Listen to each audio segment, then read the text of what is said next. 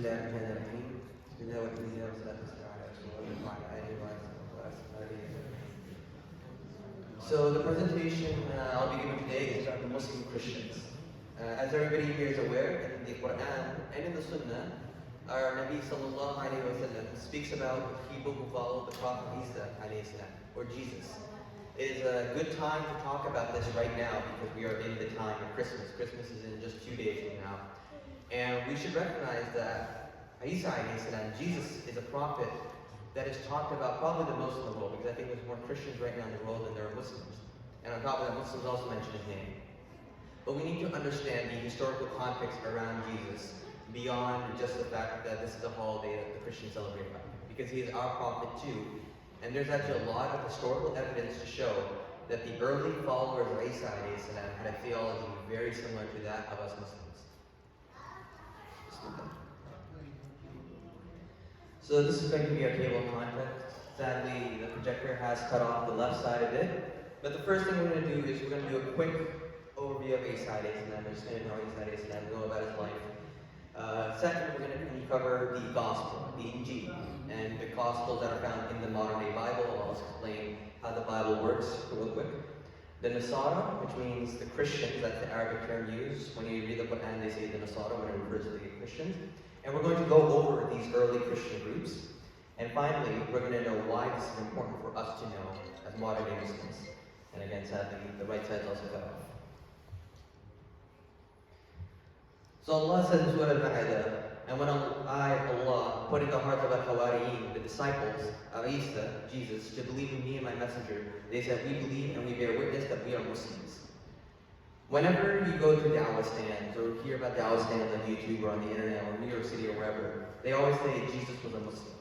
And we also say that he's a apostle or a Muslim, and this is one of the ayat which affirm that. So let's learn about our beloved Nabi, peace be upon him. Oh, this is an older slide, my bad. Hold on. We'll continue. I just created an older slide by accident.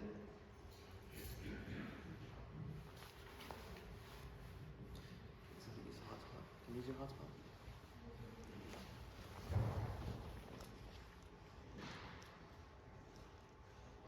Sorry about that. I was using an older slide in this presentation. I didn't download the updated one.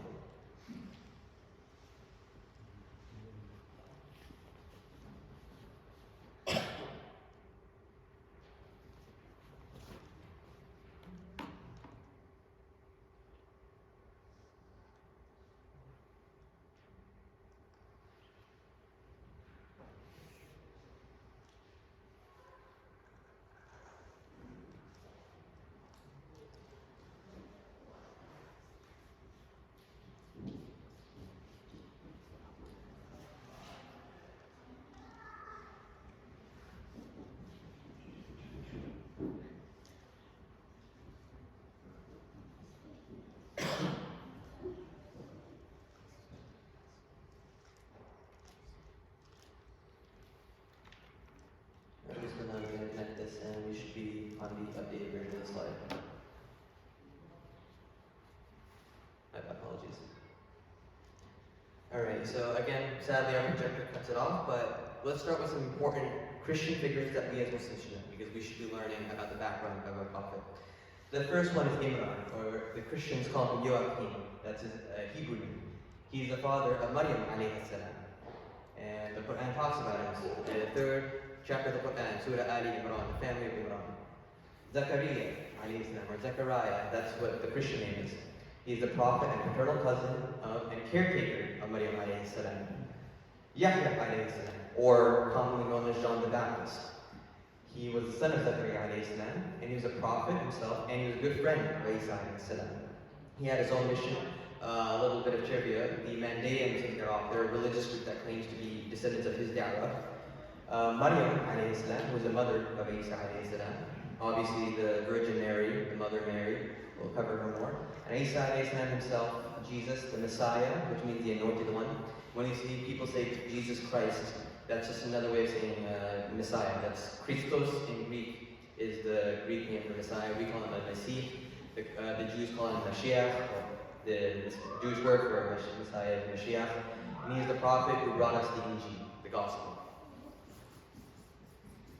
And some more background context is the Herodian kingdom that existed at the time. At the time, the land of Palestine that we see over here was under Roman rule, and they actually had a puppet ruler named King Herod, and his dynasty was the dynasty that actually ruled over the land of Palestine at the time. Over there on the top right, you see a picture of the Second Temple. Whenever you hear about the Second Temple, the First Temple really, refers to the Temple of Sulaiman alayhi salam. Second Temple refers to this temple right here. And obviously that is right there, that wall over here next to Masjid al-Aqsa, I'll point out right here, called the Western Wall. That's actually a wall that remains of the Second Temple. Now let's go over Isa alayhi salam. So he was born from a virgin mother. So Maryam alayhi salam was visited. She was the daughter of Imran alayhi salam. The angel tells her that a son is going to be born to her, and Maryam alayhi salam gives birth to Isa. And Isa alayhi salam spoke from the cradle. In Surah Maryam ayah 30, he said, "Indeed, I am the servant of Allah." So this is one of the first miracles he got. He was a child, born in the cradle, not even a toddler, newborn, spoke from the cradle, said, "Indeed, I am the servant of Allah." So that is one of the first miracles of Isa alayhi salam, and he was born as a prophet. So some important events of in his life was that he's believed to have fled to Egypt when he was a child. This is something that comes from the Christian Gospel of Matthew. We as Muslims do not affirm it to be 100% authentic at all. Anything that's in the Bible is, our view as Muslims, if it affirms the Qur'an, we believe it. If it's something that neither confirms nor denies the Qur'an, we don't reject it, nor do we necessarily believe it. And if it denies the Qur'an, obviously we reject it. But this is something that's believed to have happened, and there's many miracles that's attributed to him in this time period. He was born a prophet, and he was ordered to be with Bani Israel under Roman rule. He was a close companion of the fellow prophet Yahya alayhi salam, but Yahya alayhi salam himself was martyred. And then after that, Isa alayhi salam had his own da'wah. And he had some miracles, like for example, he breathed life into a bird made of clay. He cured the blindness and repelled leprosy, raised the dead, receiving a table of food from heaven, and given to the disciples. These are all things that Allah gave to Isa alayhi salam. And we'll talk a little bit more about some of these. In his prophethood, again, he was giving da'wah to Bani Israel. They were the Jewish people, the people of Palestine at the time. He affirmed the Torah, the book of Musa alayhi salam, the Torah, and he preached the Injil, the gospel. We'll again cover the gospel a little more soon. His followers among the poor of Bani Israel, and he was opposed by the clerical class. So at the time, the rabbis really opposed Isa alayhi salam, because instead of being the one who would overthrow Roman rule, he was just someone who was giving da'wah to the normal people. He actually opposed the rabbis because a lot of them were corrupt at the time, and a lot of them were abusing their powers. He preached of a future prophet named Ahmed sallallahu alaihi wasallam. This is our own Nabi Muhammad sallallahu alaihi wasallam. He gained many followers in the town of al-Nasira, which is Nazareth, and that's the origin of the name al-Nasar. That's one of the theorized origins of the name al-Nasar. The true worshippers of Allah among them are called Hawariyun, which means the apostles. Powerful leaders among the Israelites complained to the Roman rulers. They fearmongered that Isa alayhi salam would take power from the Roman puppet regime and overthrow them. But Allah saved Isa alayhi salam, as he says in Surah Nisa, and they did not kill him, nor did they crucify him, but another was made to resemble him and them. And the Hawariyun would go around Roman controlled territory and even Persia and spread the message of Isa alayhi salam. And now here's the second coming of Isa alayhi salam. We also believe in this, by the way. It's not just a Christian thing that the second coming of Jesus Christ is going to happen. Muslims believe that Isa alayhi salam will come as well. So he met Muhammad sallallahu alayhi wa sallam at Isra wal Mi'raj. This is what Surah Isra was, when he went to first Masjid al-Aqsa, and then he went to the heavens. And he will return to the white minaret in Damascus, and he will be recognized by the Imam there. So Damascus, that's in Syria, that's the capital city of Syria. Very on the side, there's a masjid there. He will head to Jerusalem, which is, obviously Beit al-Maqdis, where Masjid al-Aqsa is, and he will defeat the Antichrist in Palestine, at the gate of light. Not in Beit al-Maqdis itself, but he will defeat the Antichrist in that land. He will affirm the Qur'an, just like he affirmed the Torah before. He will lead the Muslims at the time of Ya'juj and Ma'juj, and he will rule the earth until eventually he returns to Allah, meaning he will also pass away. Now this is where we actually get to the crux of our presentation. This is the early Christians. So we're going to be discussing the gospel. Nabi Isa alayhi salam came with the gospel. Now what is the Injil? The Injil is literally the word of Allah. Just as the Qur'an is the word of Allah, it was revealed to Isa alayhi salam, and Isa alayhi salam preached the Injil to his followers. It comes from the Greek word evangelion, which means good news. Like in Arabic we say bushra, and in the Qur'an Allah say bushra lil mu'mineen. It means good news. That's the root of the word Injil in Greek. The thing about the Injil though is that we don't have it anymore. It's extinct because it was not preserved. The gospel that exists today is not the gospel of Isa alayhi salam. It's the gospel of Matthew, Mark, Luke, John, and many other writers. And we'll have to cover some of them. So here are the Christian canonical gospels. If you open a Bible, I don't recommend doing it until you make your own base strong, but if you open a Bible, these four gospels are what you see. You see the gospel of Matthew, Mark, Luke, and John. Matthew is probably the most Jewish scripture of them all, because again, Isa alayhi salam was given to the Jewish people at the time. But it's not the oldest. The oldest is actually Mark, the second one. Luke is a companion of Paul. We'll get into Paul eventually. And John has a little overlap with others. So the thing is, notice how all these were written about 50 to 70 years after Isa alayhi salam was raised to Jannah, or raised to the heavens. That's a very big gap. I mean, when it comes to the Qur'an, I think it was standardized 20 years after Muhammad sallallahu alayhi wa sallam's death, let alone being compiled to begin with.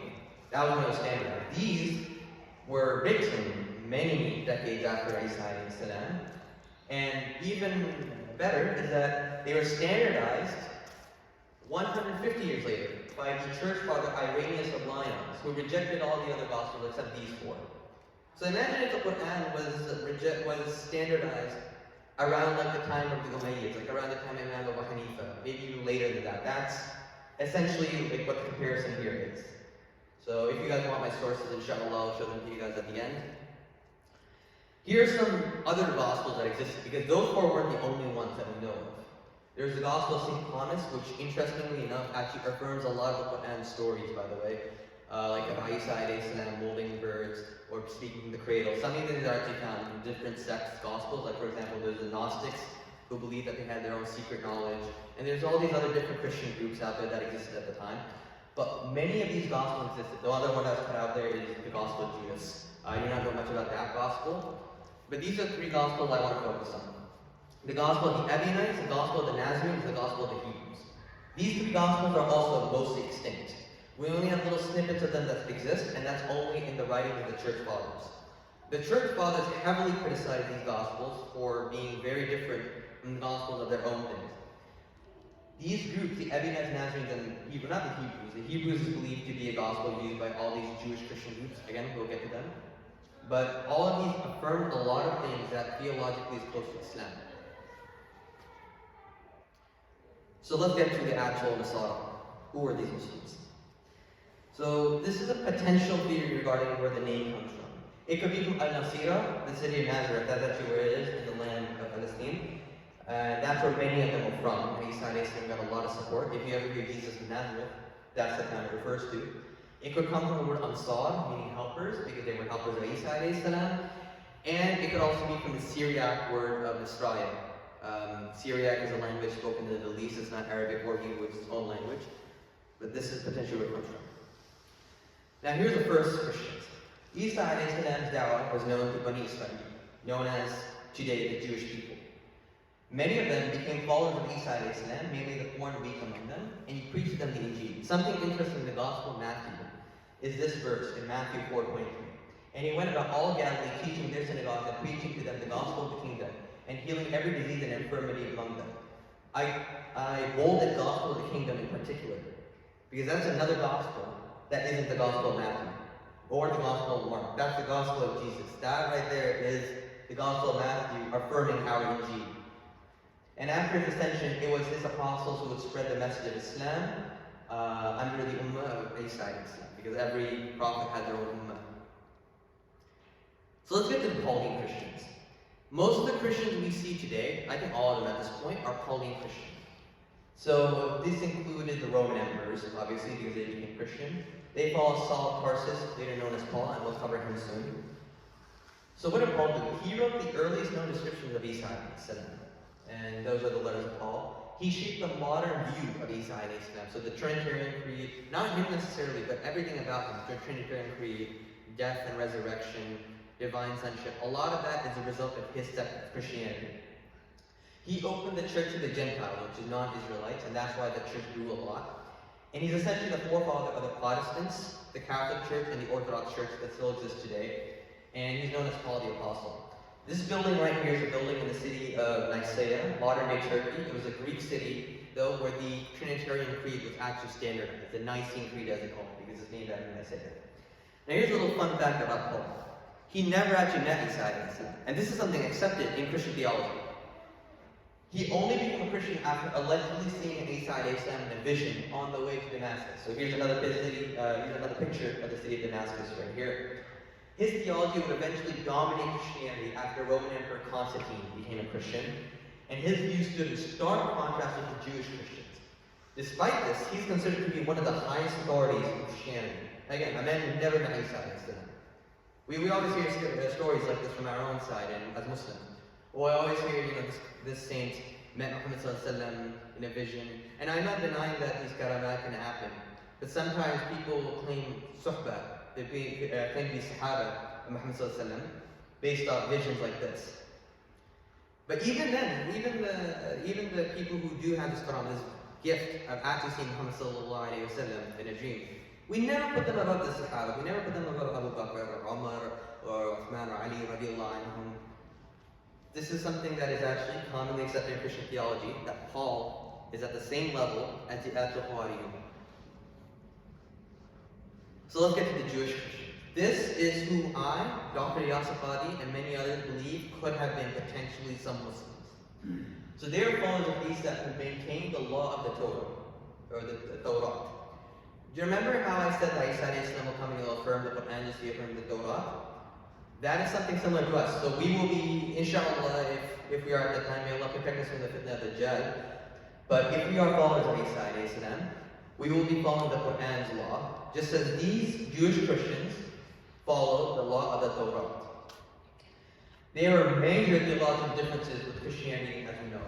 So there are disagreements regarding the virgin birth. Some groups accepted it. I believe the Nazarenes were more likely to accept it. Some of them deny it, like Ebionite, but regardless, this is the important thing. They believed Isa to be a prophet. This is well known. This is the church fathers actually criticized these guys for, and I shouldn't say these guys, may Allah have mercy on them if they were Muslims. But the church fathers very harshly criticized them because they believe Isa alayhi salam to be a prophet, a human, and that they rejected him to be the Son of God or to be God himself. This is a very common belief among the Jewish Christians. And here are some of the biggest sects. So the Ebionites, this is the sect that is best known. They were the biggest sect of the Jewish Christians. The Nazarenes were also another sect. I personally believe the Nazarenes were a lot closer to Muslim theology than the Ebionites were, because then the Ebionites rejected the virgin birth. But there are also many different sects that had their own subgroups, their own beliefs, but generally they agreed with what is said above.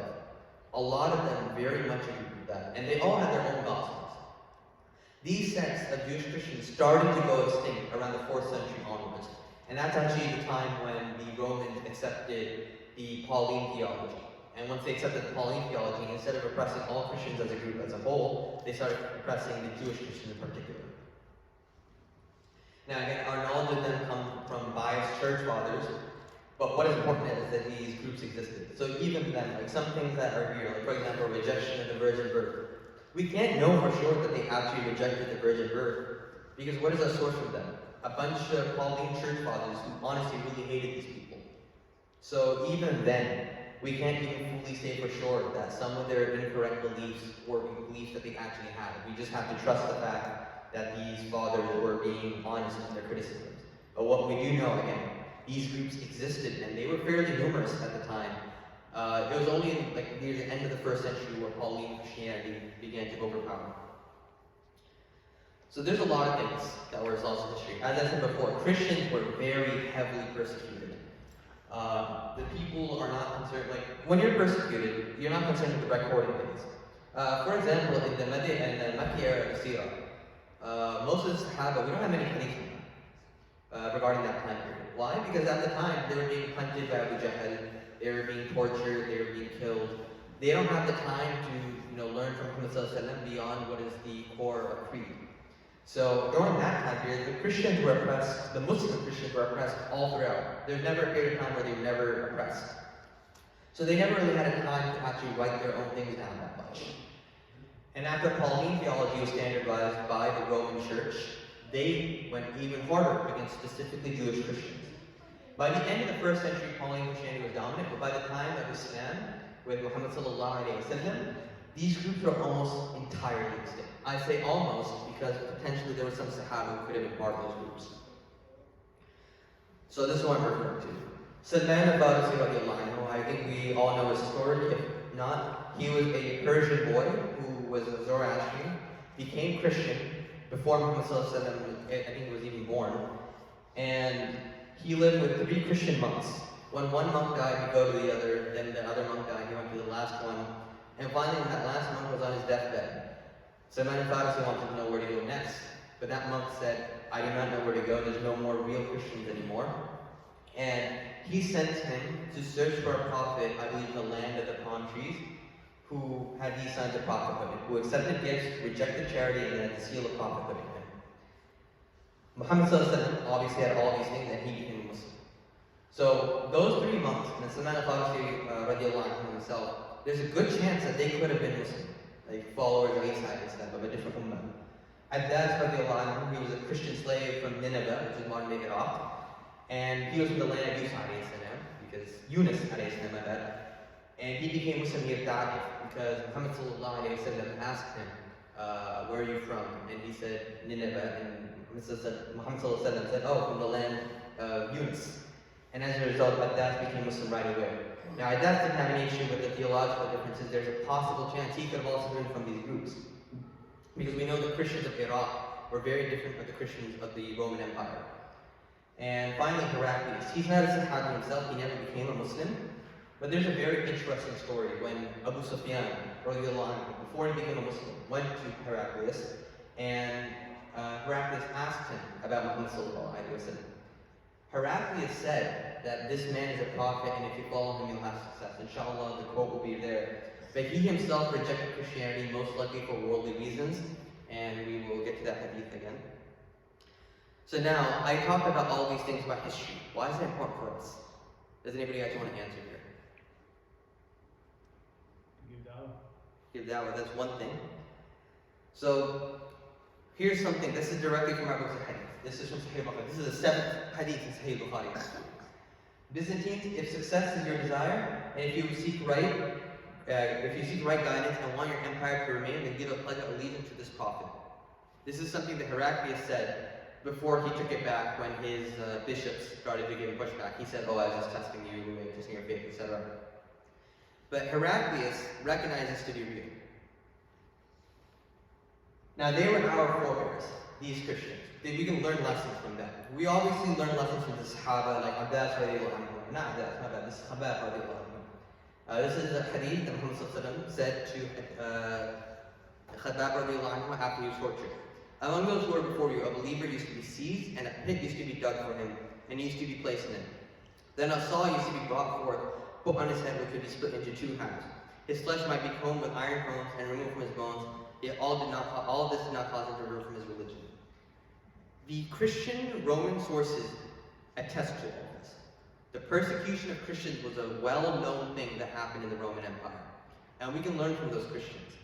What are those Christians? They were cut in half. They had metal combs to peel off their skin and their muscle and all of that was on them. And they never forsook Islam. This shows the quality of those believers of Isa. So we should learn from the struggle. We should recognize them as among the best of humanity. Alongside the Sahaba, obviously they don't beat the Sahaba, but they were very, very great Muslims.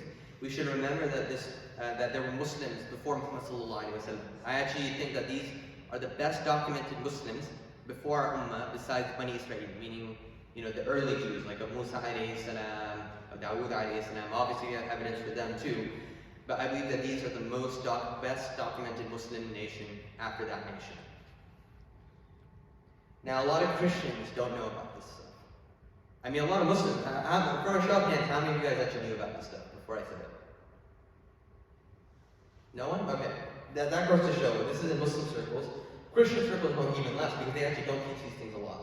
I took a class called Jesus in college, Catholic school. They discussed this to some extent, but they didn't even go full in because they had limited time.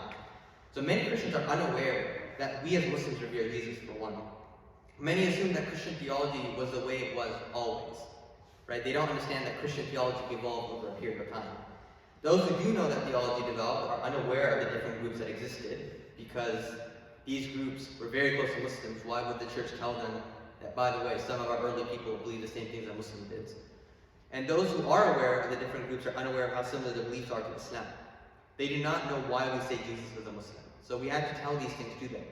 It is our job as ambassadors of Islam to convey the message to them, and this can answer many of their confusions about our beliefs. Because I think right now, there's a lot of confusion about why people say Jesus was a Muslim, especially again at Christmas time. This is one of the reasons why I say it. Obviously the main reason is the Qur'an and Sunnah, but this history backs up the claim of the Qur'an and the Sunnah. Now here's some further research everyone here should do. First of all, learn about your own theology. Learn about your own aqidah. Pick up your Qur'an. There's plenty of Qur'an on the shelf over there. There's plenty of English translations of Qur'an, Bangla translations I think as well, Urdu, whatever language you speak, that's over there. Learn your Qur'an. This is the most important fundamental thing you can do. Learn the seerah of your Nabi Muhammad sallallahu alayhi wa sallam. Because obviously Isa alayhi salam is important to us, but Muhammad sallallahu alayhi wa sallam is our nation's prophet, so we should know about his seerah as well. Learn about the history of Islam as a whole. So learn about the history of Islam from this ummah, right, coming from Muhammad sallallahu alayhi wa sallam to modern day, and learn about the preservation of the Qur'an and the Sunnah. This book right here, The History of the Quranic Text by Mustafa al-Azmi, is a very good book. This book actually introduced me a lot to the preservation of the Qur'an, preservation of the Sunnah, preservation of the Gospels, the Hebrew Bible, etc. There's actually a copy of the book, again, in that bookshelf if you want to read it. I won't recommend you take it with you because you need to ask permission from the masjid. But I really recommend you read that book and learn about how your own Qur'an, how your own Sunnah was preserved, and then you can learn about the other religions. And finally from then you can learn history further. Why? Because now you have a strong basis within Islam and you can learn further about other religions and about other histories. And here's the conclusion. Isa alayhi salam is a miraculous prophet. There's no doubt about it. We believe in him in Islam, and right now he lives in the heavens waiting for his return. The Gospels that are currently available in the Bible today are not only some of many Gospels that existed at the time, but were not the Gospel of Isa alayhi salam that he preached to them. There were Christians of two different groups, Pauline and Jewish, and the Jewish Christians had a theology that was very close to that of Islam's. And these early Christians are our forebears, and it is necessary that we know about them, and so should our Christian peers.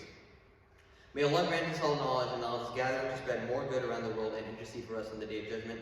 اللهم صل وسلم على نبينا ومولانا وسيدنا محمد وعلى آله وأصحابه وصلى الله وسلم على نبينا والمسيح عيسى ابن مريم. Is there any questions that anybody has? These are the sources that I used for my presentation. If you want to get the sources yourself, feel free to come to me and I'll give it to you. Are there any questions anybody has? There's a lot of information I gave in a very short period of time right now. So Jewish Christians still exist? Most of them went extinct. All of them essentially went extinct. Any of them that still remained likely became Muslim, if they were around at the time. The overwhelming majority of them went extinct. We only theorized that Salman al-Farisi radiallahu anhu could have been among them. But we think that they started to really go extinct around the 4th century. That's like 300 CE. And they were almost completely wiped out by the time Muhammad sallallahu alaihi wasallam came. Any other questions? Yeah? So, I mean, in Torah, right? Musa alayhi salam, they have forecasted that future prophet will come. His name is Muhammad, and in Injil it's Ahmed. What's the difference? I actually don't remember. we discussed this before. I actually don't remember the difference. Anybody knows what the difference? Why was in Musa alayhi salam says Muhammad and in Injil is Ahmed? I think it's part of Surah. So Muhammad, the reason is Musa alayhi salam time, there are a lot of followers were more than Isa alayhi salam followers. So it's quantity.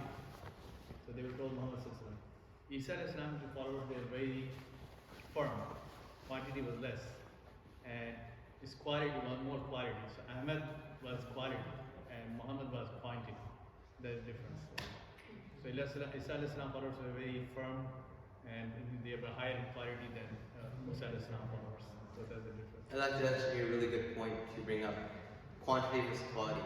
Musa alayhi salam had the biggest nation after our own nation, Muhammad sallallahu alaihi wasallam. But there's obviously tons of stories of them. Like for example, is it in the Qur'an or the Sunnah where they say that where Musa alayhi salam asked him to fight, and the Bani Israel responds saying that no, you and your Lord go fight. That's how Bani Israel behaved despite their numbers. But the people of Isa alayhi salam, again, we just showed how they would never forsake their deen, no matter what happened. Regardless, I think that's all the questions we have for today. Assalamu alaikum wa rahmatullahi wa barakatuh.